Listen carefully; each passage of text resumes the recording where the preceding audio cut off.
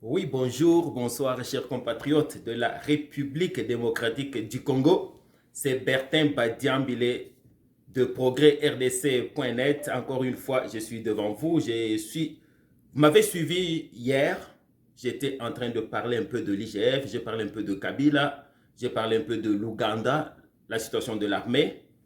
Et j'ai fini à la fin avec juste une phrase sur Kamere. Quand on menaçait qu'il allait être arrêté, qu'il allait être jugé, il y a des gens qui ont dit « Oh ben non, impossible, c'est faux, c'est juste de la mise en scène. Il va s'en sortir, il ne va jamais être arrêté. » Quand il a été arrêté, les mêmes personnes, « Oh mon Dieu, ça c'est quoi ça? Parce que Tshisekedi veut être seul aux élections de 2023 ou quoi? » Il commence à éliminer un par un ses compétiteurs. Maintenant qu'il est sorti, je ne pense pas qu'il est sorti définitivement, au moins selon ce qui est dit officiellement, c'est une libération provisoire. Ah, ça c'est quel type d'état de droit? Comment ça on l'a relâché? Aujourd'hui, je vais parler un peu plus de mon point de vue. Qu'est-ce que moi je pense de la situation de Kamere? Comme qu'est-ce que je pense de la situation de plusieurs autres personnes qui sont poursuivies par notre justice de la République démocratique du Congo. Avant de dire qu'est-ce que je pense de sa situation de libération ou non, je suis de ceux-là qui croient que, effectivement, il a été trouvé coupable de... Nous tous, nous avons suivi la situation. Moi, je pense qu'il est coupable. Pourquoi? Même s'il y en a qui disent, ben non, on n'a pas trouvé là, on ne peut pas dire avec précision, avec certitude, hors de tout doute raisonnable que lui, il a volé cet argent-là et puis il l'a mis dans son compte. Je pense tout simplement qu'il y a eu beaucoup de circonstances qui arrivaient toutes en même temps, qui étaient un peu trop miraculeuses, là, que c'est la même période qu'on voit son cousin ou neveu, Massaros, dépendamment de, comment est-ce qu'on l'appelle, qui est devenu comme millionnaire d'un coup, des cadeaux dans des fêtes de mariage qui frôlaient des millions, chose qu'on n'a jamais vu d'habitude, des achats de certains hôtels même en Europe, au Congo par-ci par-là. C'est sûr et certain que quelque chose d'anormal était là. Maintenant, est-ce qu'on doit juger Kamere de la même façon que son co-accusé, le Libanais? Non, ça ne doit pas être de la même façon. Moi, si j'étais personnellement là, le Libanais en question, le monsieur là, vieux de 80 ans et plus, là, on peut exiger là des preuves hors de tout doute parce que c'est comme quelqu'un de l'extérieur que vous accusez. Mais quand il s'agit de quelqu'un de l'intérieur comme Kamere, moi je le considère comme un gestionnaire qui doit bien gérer l'argent public.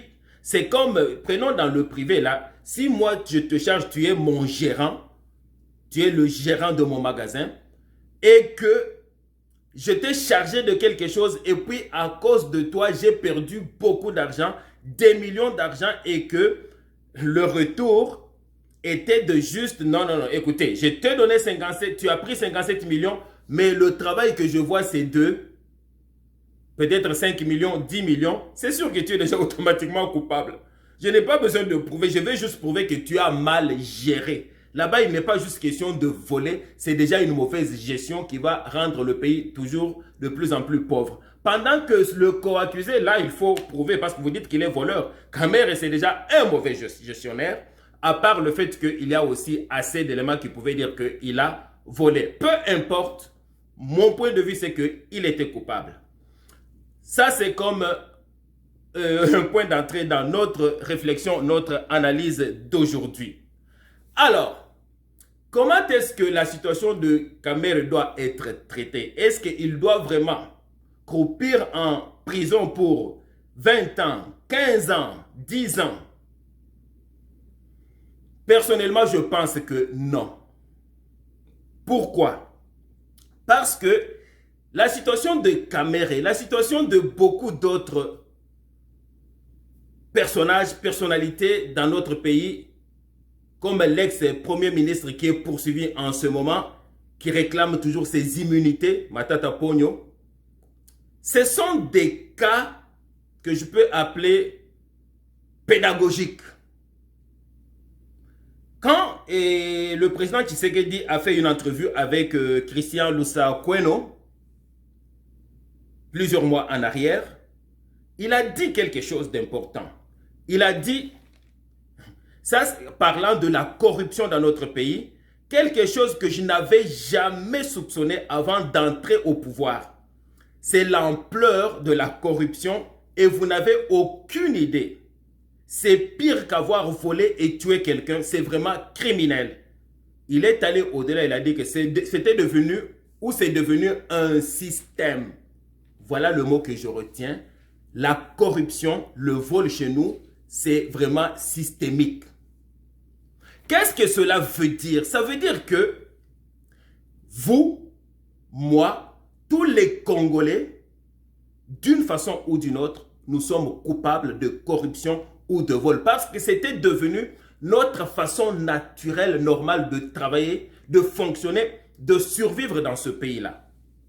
Même nous qui sommes à l'étranger, nous avons collaboré. Si on devait vraiment mettre en prison des gens, on devrait mettre presque, peut-être toute la République démocratique du Congo, même ceux qui sont à l'extérieur.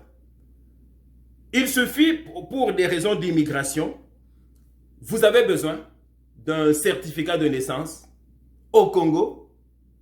Ça ne vous prend pas longtemps. Tout de suite, même les personnes qui sont nées au Bandundu, qui sont nées à l'est, au nord, au sud, au Kasaï, tout de suite, dans une commune là de Kinshasa, on vous trouve le certificat de naissance rapidement et c'est toi qui payes. Et où est-ce que la personne est née, même si elle est née quelque part au Maniema, la personne est née, c'est certifié à Kinshasa. C'est de la corruption. Donc, on peut trouver les actes. C'est la façon normale de fonctionner des Congolais. Et si on doit aller en politique voir qui a volé de l'argent dans ce pays-là, est-ce que ça peut s'arrêter seulement à 2, 3, 4, 5, 10 personnes? C'est sûr et certain qu'on peut retrouver, on peut commencer à poursuivre même 500 personnes, 1000 personnes si on doit partir, si on choisit par exemple les 15 dernières années, tous ceux qui sont passés comme ministres, tous ceux qui sont passés comme avec une charge quelque part mandataire, presque tout ce monde-là, la façon de fonctionner chez nous, c'était voler, prendre plus que ce à quoi tu as droit. Donc, on parle d'une corruption qui est endémique. Je me souviens même quand cette histoire-là de 15 millions était sortie, le président là, il a parlé de ces 15 millions, il parlait à la rétrocommission. Chez nous, là, les COP, c'est comme une chose devenue normale. Il condamnait ça, mais il y a des gens qui ont commencé à le poursuivre. Alors que dans la réalité, la façon naturelle de fonctionner d'un Congolais, c'est toujours en forme de corruption, mais c'est devenu normal. Partout où tu passes, il faut toujours donner quelque chose, tu le donnes. Et puis, on rend la justice au nom du peuple. Est-ce que le peuple est scandalisé que ces gens-là volent? Ce n'est pas le même peuple qui chante à Kimbuta Oya, André, Vimba, Vimba, n'est-ce pas? Ces gens-là qui volent sont devenus des Mopao, sont devenus des grands prêtres. C'est le peuple qui chante les louanges de ces gens. Donc, pour dire que le vol, la corruption chez nous est déjà littéralement là endémique. Donc, si la justice était juste, la chose à faire aurait été de mettre peut-être plus de 50% des Congolais, peut-être 60%, peut-être 80% en prison. Est-ce que c'est possible? Est-ce que c'est faisable? Voilà pourquoi au début de son mandat, le président vous a dit que non, on ne va pas fouiner dans le passé. Parce qu'on sait que si on fouine vraiment dans le passé, on n'aura pas, d'ailleurs il a dit lui-même, nous n'aurons même pas le temps de pouvoir construire le pays. Et je me souviens, il y a beaucoup de gens qui disaient, ben oui, on a vu la même chose en Afrique du Sud. Quand Mandela a pris le pouvoir, il a dit, on doit oublier le passé. Il y en a qui ont dit, ben non, on ne peut pas construire un pays, on ne peut construire que sur la base de justice. Il faut rendre justice, il faut, bien sûr. Mais si on doit rendre cette justice-là, savez-vous combien d'années ça peut prendre le pays? Cela dit, maintenant revenons. Est-ce que ça veut dire qu'on doit oublier tous ceux qui ont volé? Non, pas du tout. Le travail de l'IGF, c'est un excellent travail, mais en même temps, c'est un travail pédagogique. C'est-à-dire quoi? C'est-à-dire que pendant des années, les gens ont suivi le système qui était en place.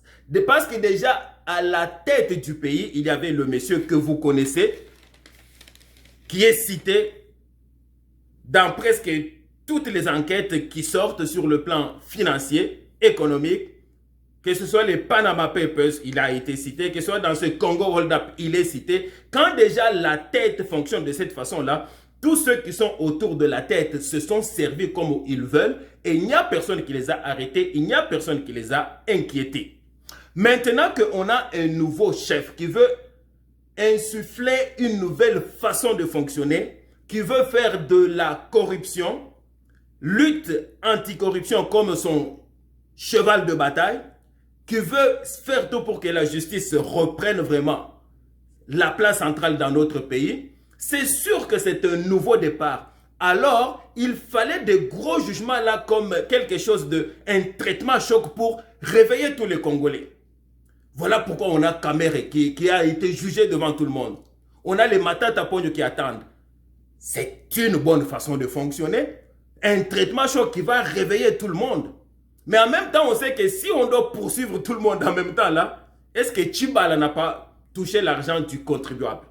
Est-ce que c'est normal qu'un premier ministre tout de suite puisse partir d'être un locataire, avoir des propriétés jusqu'à ce point-là? Les Mouzites, est-ce qu'on peut les laisser? À part même les premiers ministres, tous ceux qui ont été des ministres dans ce pays-là. Donc l'idée c'est choisir certains gros poissons, ceux-là qui peut-être ont volé un peu plus parce qu'on parle des gros montants, on parle de 200 millions, on parle de 50 millions, ça c'est comme un peu affreux. Alors, avec des traitements pareils, le pays voit que non, c'est une ère nouvelle. Alors, tout le monde va commencer. Pensez-vous qu'aujourd'hui, avec ce que l'IGF est en train de faire là, croyez-vous que si on mettait Tshibala aujourd'hui premier ministre ou même ministre, il va faire la même chose? Pensez-vous que si on mettait aujourd'hui Mozito premier ministre, il va acheter tous ces buildings-là? Pensez-vous que si Kamere aujourd'hui, on le sort de prison, on lui redonne le même poste-là, pensez-vous qu'il va refaire la même chose? Voilà la réussite. L'objectif n'est pas d'être heureux de voir Kamere souffrir. C'est sûr et certain que quand je vois les gens de UDPS, j'en vois qui sont vraiment déçus.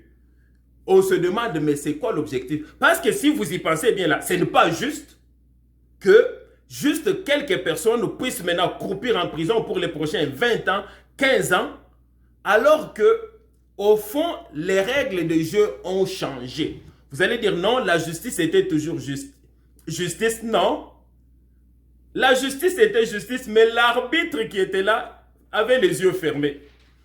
Donc, c'est normal que, maintenant que l'arbitre a ouvert les yeux et que les gens commettent encore des erreurs, ils puissent les arrêter, juste les avertir. Mais l'importance des gros poissons, c'est pour récupérer l'argent. Parce que l'objectif principal, c'est le bien du pays. C'est le bien du Congolais. Ce n'est pas la souffrance de Kamere. Je sais que dans notre pays, là, de plus en plus, on dirait que les gens développent l'amour pour la souffrance des autres. Et là où il n'y a pas de souffrance, je vois que les Congolais aujourd'hui sont capables même d'aller chercher du poison et tuer leurs propres compatriotes parce que lui, il est heureux, ses enfants se marient, et lui, ses enfants vont en Europe, lui, et il a un bon travail. On est rendu jusque-là. Parce que l'acharnement, là, pour voir toujours Kamere en prison. Mais est-ce que tous ceux qui ont voyagé, vous allez dire, mais Kamere, non, Tshisekedi était au pouvoir. Bien sûr, mais il était au pouvoir, mais c'était toujours l'ancienne mentalité qui fonctionnait. Lui ne s'attendait pas qu'il allait être jugé de cette façon-là. Non. Mais est-ce qu'aujourd'hui, il y a quelqu'un qui peut penser qu'il ne va pas être jugé? Et ce que je suis en train de dire là, on a vu M. Alinguet le dire très récemment.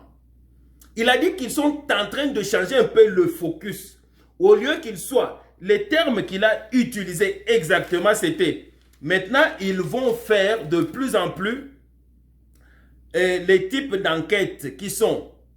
Il faisait ce qui est a posteriori, c'est-à-dire après le coup, ce qui a été fait voler il y a 5 ans, 3 ans, ils enquêtent maintenant pour attraper les gens.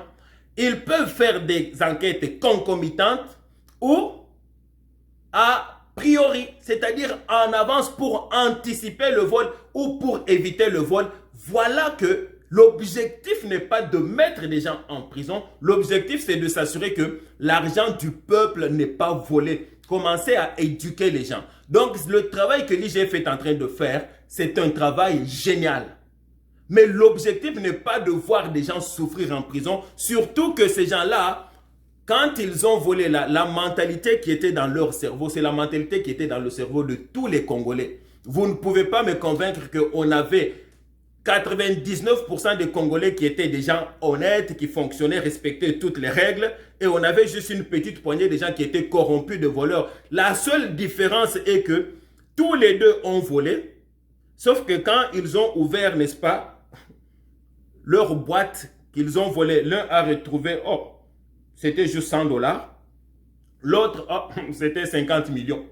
C'est juste qu'ils sont mis à des endroits différents, des endroits de responsabilités différentes. Donc, je pense qu'au nom de la justice, le fait, ça c'est une liberté provisoire. Moi, je ne serais pas déçu s'il est même libéré totalement. Après avoir, parce qu'il a déjà perdu dans tous les cas là. Quelqu'un d'aussi orgueilleux comme Kamere, aujourd'hui tout le monde sait qu'il a volé, il a été humilié. Vous pensez que c'est peu de choses? Ou c'est que la majorité des gens voudraient voir, c'est le voir souffrir? Parce que quand je vois certains membres de l'UDPS, je le vois comment ils sont déçus. Tu te dis, mon Dieu, ça c'était tout autre chose. Là, ce n'était pas vraiment une question juste du bien de notre pays. Est-ce qu'ils ont fait mal au pays? Waouh! D'une façon incroyable. Donc, moi je pense que c'est un nouveau départ dans ce pays-là. On part, n'est-ce pas, à neuf. Et maintenant, tout le monde a compris les règles du jeu. Tout le monde a compris qu'on n'est pas en train de blaguer avec l'argent du contribuable. Et d'ailleurs, une de mes émissions passées, là, j'ai dit qu'on arrête d'appeler cette... chez nous, que c'est l'argent de l'État. Parce que l'État chez nous, ce n'est pas le peuple. L'État chez nous, dans la mentalité là, c'est le gouvernement, c'est le président, c'est les ministres, ainsi de suite. C'est eux qui vont se servir de l'argent de l'État. Mais dès qu'on commence, parce que les termes ont de l'importance, dès qu'on commence à dire l'argent du peuple, l'argent du contribuable, les choses vont être différentes.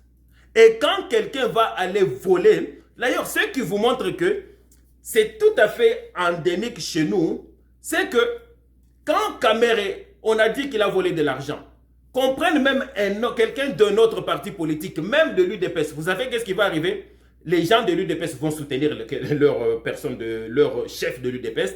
Les gens de l'UNC ont soutenu Kamere. Ceux qui sont derrière Matata Pogno soutiennent Matata Pogno. Mais ça, c'est chez nous, ça n'arrive pas ailleurs. Ailleurs, quand ça arrive, que votre propre chef de votre propre parti, il est soupçonné de corruption, la première réaction, c'est tout le monde va insister. Déjà, son propre parti politique là, non, il doit se démettre. Il n'y a même pas de négociation, de discussion, il doit se démettre. Tout d'abord, pour le respect de notre parti politique, qu'il se tasse de côté, qu'on choisisse quelqu'un d'autre pendant qu'il est poursuivi par la justice, parce que ça nous salit. Mais est-ce que chez nous, c'est ainsi? Non. Chez nous, là, tout le monde va défendre le chef. On a vu des messes qui ont été dites pour Kamere. Est-ce que c'est une question seulement de l'UNC? Non. C'est une situation généralisée. Or, on rend la justice au nom du peuple. Mais le peuple lui-même n'est pas scandalisé. Il trouvait normal cette façon-là d'agir, même si on savait que ce n'était pas correct. Voilà pourquoi, juste choisir certains éléments par-ci, par-là, comme les Kamere et comme les Matata Pogno, et puis il y en a beaucoup là qui ont volé, les Bakonga. C'est correct, c'est juste le faire, mais ça doit être juste pour des raisons pédagogiques et faire le maximum pour récupérer l'argent du peuple le plus possible. Mais si c'est juste pour que ces gens-là croupissent en prison, là c'est injuste. Parce que les jeux ont changé, il y a toujours un temps d'adaptation, de mentalité qui peut prendre 1 an, 2 ans, 3 ans, 4 ans, même 5 ans. Pendant ce temps-là, le président doit continuer à soutenir la justice, continuer à former la justice, parce que même les magistrats là, même les gens de l'IGF là, ce sont tous des Congolais qui ont vécu dans ce système-là pendant longtemps. Ils ne sont pas scandalisés. Mais avec la nouvelle mentalité, quand on voit que le chef a changé et qu'il est sérieux, la mentalité est en train de changer et on remet les pendules, n'est-ce pas, à zéro. Ça ne veut pas dire qu'on doit laisser ces gens-là avec des centaines de millions de dollars dans leur poche. Non. La justice devrait faire tout pour récupérer l'argent du peuple parce qu'on en a besoin pour survivre, on en a besoin pour fonctionner. Mais au nom de la justice, parce que si la justice était vraiment juste, ça serait presque tous les Congolais qui devraient se retrouver en prison. Mais parce que maintenant on comprend qu'il n'y a pas de blague, alors il faut donner la chance à tout le monde de se réajuster. L'argent que l'on peut récupérer, il faut le récupérer. Et maintenant, s'il faut punir quelqu'un là, il a passé 1 an en prison, oui, il faut le condamner à 20 ans. Mais après, est-ce que c'est vraiment l'objectif de faire souffrir des Congolais? Qui aurait été à cette place-là parmi les Congolais sans voler? Ils sont combien qui peuvent dire que moi je n'aurais pas volé? Dans ce système-là où presque tous ceux que nous connaissons, ils ont toujours pris quelque chose, ils se sont enrichis d'une façon où tu te demandes, mais c'est pas possible, c'est juste un député, c'est juste un ministre, comment se fait-il qu'il peut acheter? On ne voit pas ailleurs, là où même le budget de la nation, du pays peuvent atteindre même des 400 millions de dollars. Non, désolé, 400 milliards de dollars. 500, 600 milliards, tu vois que ces ministres-là n'ont même pas ce style de vie que les ministres chez nous ont. Ça, c'est une vérité. Donc, moi, personnellement, je ne suis pas déçu que Kamere puisse recouvrir une certaine forme de liberté. Qu'elle soit provisoire ou définitive, je pense qu'il a déjà payé. Mais que la justice aille loin pour récupérer le bien et que la justice soit claire que les choses sont en train de changer. Si on fait un peu de petits cadeaux à ceux qui sont en prison en ce moment, c'est tout simplement parce qu'on est dans c'est un temps de transition où la justice devient de plus en plus respectable et respectée. Ça, c'était mon point de vue, c'est ce que j'avais à dire. Cela dit, est-ce que le chef de l'État a ses calculs politiciens en arrière? C'est très possible. Il n'est pas venu m'en parler. Mais on peut soupçonner qu'il y a aussi quelques calculs politiciens en arrière.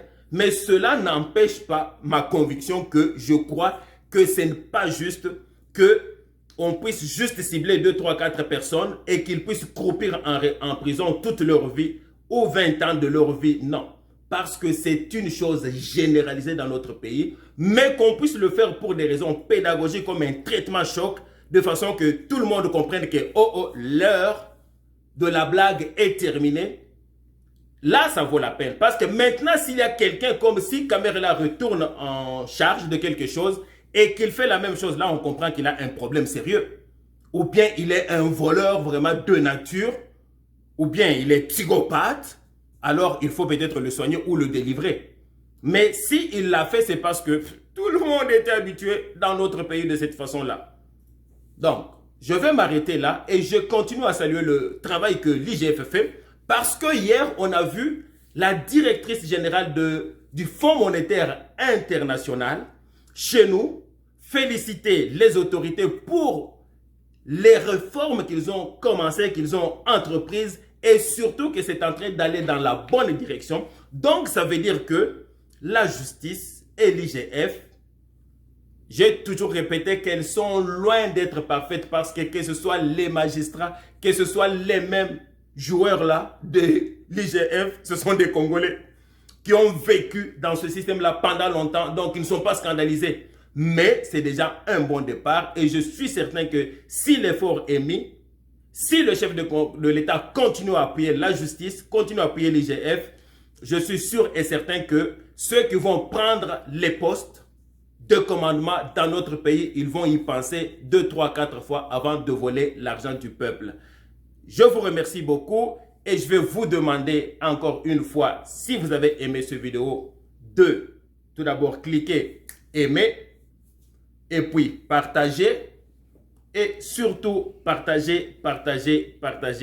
Merci beaucoup de m'avoir écouté, de l'opportunité que vous m'avez donnée. Merci.